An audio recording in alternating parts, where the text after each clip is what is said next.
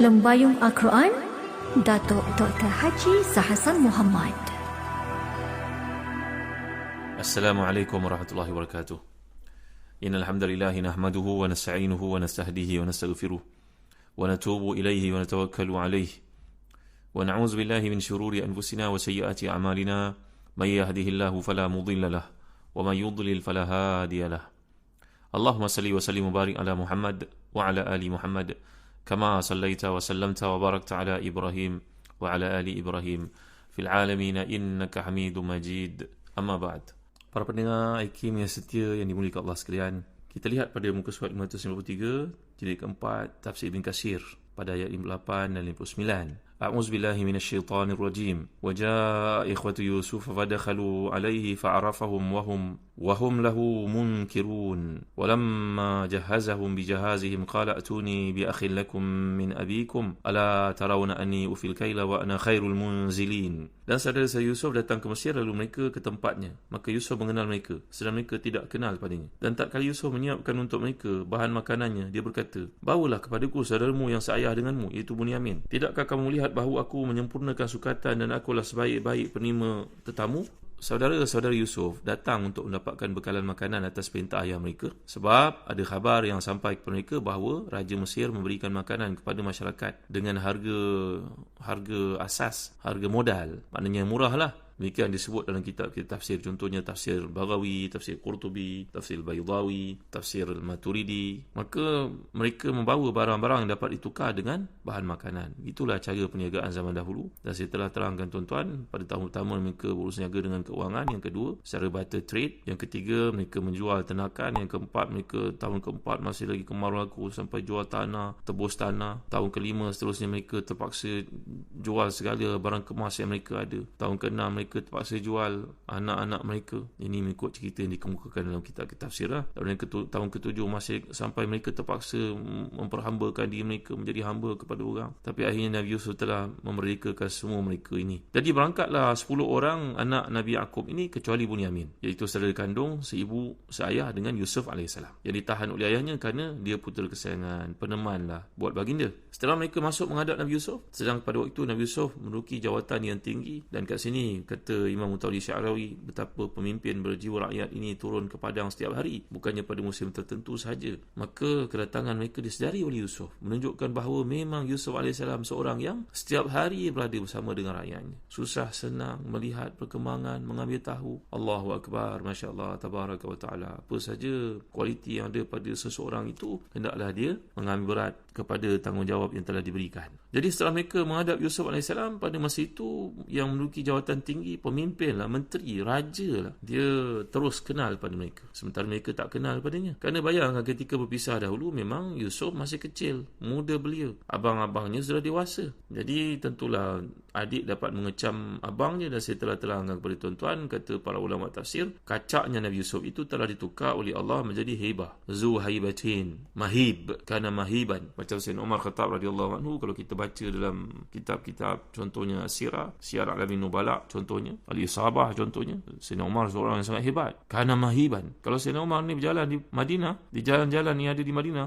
semua anak yang ada akan bertampiaran lari pergi kepada ibu masing-masing, peluk ibu, takut tengok Sayyidina Umar Khattab radhiyallahu anhu. Hebatnya Sayyidina Umar ini. Dikatakan kana idza takallam asma' wa idza daraba wa idza masya asra' wa idza daraba auja'. Sayyidina Umar ni kalau dia berkata, tentu orang akan dengar suaranya, tak tersembunyi pada siapa pun. Ibarat suaranya itu kuat. Kalau berjalan seperti turun dari bukit lajunya. Kalau dia memukul kamu, naaslah kamu. Sayyidina Umar Khattab radhiyallahu anhu. Jadi begitu juga Nabi Yusuf AS, yang pada awalnya merupakan seorang yang kacak, sekarang dah jadi pemimpin, memakai pakaian kebesaran, maka telah ditukarkan oleh Allah kacaknya itu kepada hebat, pada jambangnya, pada rupanya, pada tingginya, pada segaknya. Jadi apa yang dapat kita lihat dalam tafsir Hadaiqur Rawhi wa Raihan, mengatakan li'annahu farakahum wa hum rijal wa lam yazal adaduhum wa shakluhum wa ziyuhum aliqan bi khayalihi. Tentulah Nabi Yusuf ingat pakaian abang-abangnya. Ketika jumpa, tambahan pula kenangan itu sangat pahit baginya. Tentu dia dapat mengecam, dapat mengingat situasi itu detik demi detik. Abang-abangnya, bilangan mereka, bentuknya, pakaiannya. Dan mereka pula daripada suku Kanaan, daripada daerah Kanaan, ada pakaian khusus untuk mereka. Wala siyama ma qasahu minhum fi akhir ahdihi bihim rubama kana ummal Yusuf alaihissalam wa abiduhu qad sa'aluhum an amrihim qabla an yudkhiluhum alaihi. Dan tentulah Yusuf alaihissalam yang mempunyai kedudukan tinggi, mempunyai pekerja-pekerja, petugas-petugas, hamba-hamba, pegawai-pegawai yang menyiasat terlebih dahulu untuk memberikan bantuan ataupun menjual pada kadar yang murah seperti yang telah dinyatakan kepada tuan-tuan disebut dalam kitab-kitab tafsir.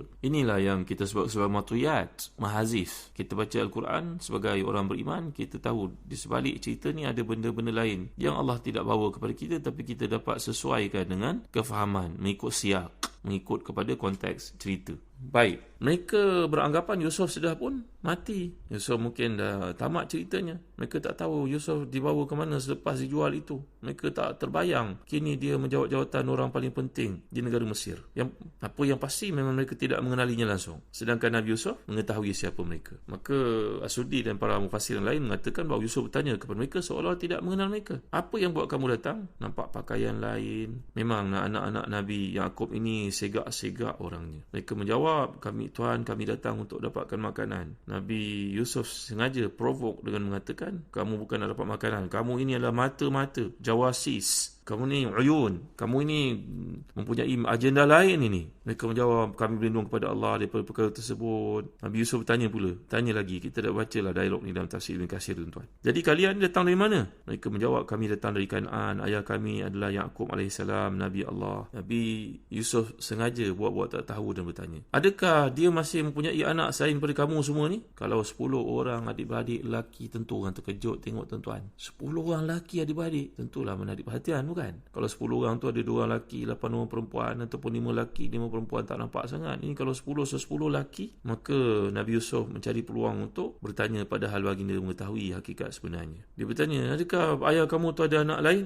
Mereka menjawab, ya, kami semua 12 orang, tapi ada adik kami yang sudah meninggal. Halaka ahadum, mereka telah meninggal seorang di padang pasir. Dialah yang paling dicintai oleh ayah. Sekarang yang tinggal cuma saudara kandungnya. Dia yang paling kecil, penghibur ayah untuk melupakan kesedihan. La ilaha illallah Muhammadur Rasulullah. Ini yang Allah nyatakan dalam ayat. Mereka perhatikan, fa'arafahum wahum lahu munkirun. Nabi Yusuf kenal mereka je tak kenal kepadanya. Maka Yusuf AS merintahkan mereka supaya dijamu dan dihormati. Tadi kamu kata kamu anak Nabi kan, maka kamu diraihkan. Di sini melihat kepada satu bentuk empowerment, tuan-tuan. Kalau kita dalam kehidupan bertindak mengikut kepada lunas undang-undang, ada job spek kita yang jelas dalam bekerja, ada perkara yang boleh kita buat, ada perkara kita tak boleh buat. Kadang-kadang kena ikut SOP sepenuhnya, tapi kadang-kadang ada perkara yang kita kena melencong demi untuk menjaga sesuatu maslahah. Ini adalah orang yang bijak, bukan ikut saja, tak boleh nak ubah. Kalau naik kapal tu tenggelam, duduk kat tempat duduk sampai mati dalam kapal. Tak seperti itulah, tuan-tuan. Mestilah ada cara untuk penyelesaian. Jadi Nabi Yusuf AS menjamu mereka dan memberi kemuliaan kepada mereka di atas kapasitinya sebagai seorang yang terhormat di Mesir. Maka itu dalam lunas perkara yang dibenarkan untuk baginda bertindak. Maka Allah berfirman, walamma jahazahum bijahazihim, ketika Yusuf menyiapkan untuk mereka bahan makanan mereka, maksudnya memenuhi sukatan dan berikan keperluan mereka. Ni bahasa Arab pun menarik untuk tuan-tuan faham. Dalam tafsir Al-Maturidi dia sudut bahasa Arab, jahazahum ni makna a'talahum ta'am, beri kepada mereka makanan. Kalau surut jahaz ni maknanya mata', dan jahaz juga digunakan dalam konteks perhiasan orang perempuan yang dipakaikan untuknya pada malam perkahwinan. Jadi tidak disebut jihaz, yang sebut mengatakan jahaz, tidak disebut jihaz. Macam orang sebutlah haji wida', bukan haji wida', haji wada', ataupun tawaf wada', bukan tawaf wida'. Maka وقال أهل التأويل إن يوسف عليه السلام قال لهم حين دخلوا عليه أنتم عيون بعثكم ملككم تنظرون إلى أهل مصر ثم تأتونه بالخبر. Ini Nabi Yusuf berkata kepada abang-abangnya, memprovok abang-abangnya dengan mengatakan, kamu ni adalah mata-mata yang dihantar dan kamu ada berita yang kamu nak sampaikan kepada pemimpin kamu, bukan? Kamu datang sini bukan dengan tujuan untuk mengambil makanan, kamu ada niat-niat yang serong sebenarnya, yang melencong daripada kebenaran. Maka akhirnya Nabi Yusuf telah menjadikan itu sebagai hilah untuk meraihkan abang-abangnya, memberi makan. Dan dalam konteks ini Nabi Yusuf telah mengatakan kepada mereka di akhirnya bahawa nanti kalau kamu datang berikutnya, kamu kena bawa saudara kamu lagi seorang itu. Ituni bi akhil lakum min abikum ala tarawna anni ufil kaila wa ana khairul munzilin. Tidakkah kamu lihat aku ini adalah orang yang menyempurnakan sukatan yang kamu minta dan sebaik-baik penerima tetamu. Khairul munzilin, aku ini sebaik-baik pemberi pelayan tetamu. Ini sebagai helah dari baginda alaihi salam dalam konteks yang dibenarkan oleh syarak bagi tujuan untuk membawa adiknya datang kepadanya kelak. Jadi jika kamu tidak membawa saudara kamu yang seorang itu, kamu yang akan rugi dan aku tidak akan bagi kepada kamu habuan yang berikutnya. Kerana setiap orang akan mendapat satu bahagian unta, satu muatan unta. Maknanya seolah-olah macam sebuah pick up lah. Masing-masing akan dapat bahagian ketika berlaku kemarau itu. Kalau 10 orang maknanya 10 bahagian ataupun 10 kenderaan, 10 unta yang dimuatkan. Di atasnya segala keperluan dengan minyaknya, dengan tepungnya, dengan apa sahaja keperluannya untuk tujuan menampung keperluan keluarga bila balik ke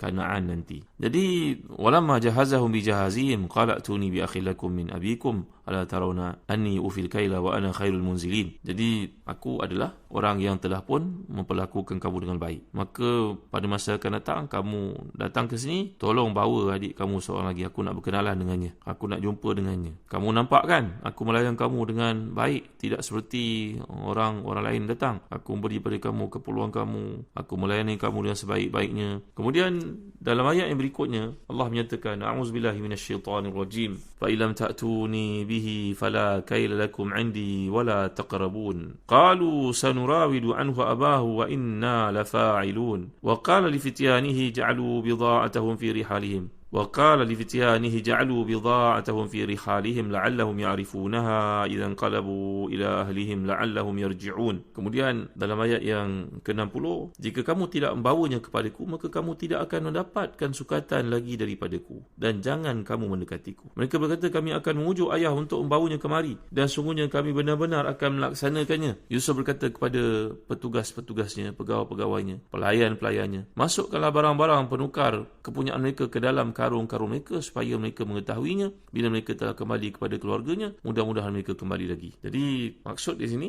jika kamu pulang nanti, datang pada masa akan datang pada kali berikutnya, dalam misi yang berikutnya, kamu mesti membawa adik kamu itu. Kalau kamu tidak membawanya, baginda telah menakut-nakutkan mereka dengan berkata, fa ilam ta'tuni bihi fala kayla lakum 'indi wala taqrabun. Kalau kamu tidak membawa saudara kamu itu, maka kamu tidak akan dapat sukatan lagi daripada aku. Artinya bila kalian tidak membawanya kemari, maka kalian tidak akan mendapat bahagian makanan yang diperuntukkan lagi. Dan jangan mendekati aku. Abang-abang ini berkata, kami akan mengujuk ayah. Mereka ini berkata, kami akan pujuk ayah untuk membawanya kemari, dan kami benar-benar akan melakukannya. Maksudnya kat sini, mereka telah terfikir bahawa sukar untuk mengiqna'kan, memujuk ayah untuk membawa Bunyamin, kerana pengalaman perit pahit yang dilalui oleh si ayah kehilangan Yusuf terlebih dahulu pada waktu sebelum ini. Yusuf berkata kepada petugas-petugas, pelayan-pelayan, khadam-khadamnya, masukkanlah barang-barang mereka, barang-barang penukar mereka bawa. Kita telah pelajari bahawa perniagaan zaman dahulu bersifat barter, penukaran. Bawa barang kulit dari Kanaan, bawa barang-barang yang tidak ada di Mesir untuk dengannya bertukar, dapatkan makanan. Maka barang-barang yang telah disukat itu, barang-barang yang telah pun ditaksirkan harganya itu untuk dibagi dengan nilai makanan, kini barang-barang itu dikembalikan ke dalam karung-karung mereka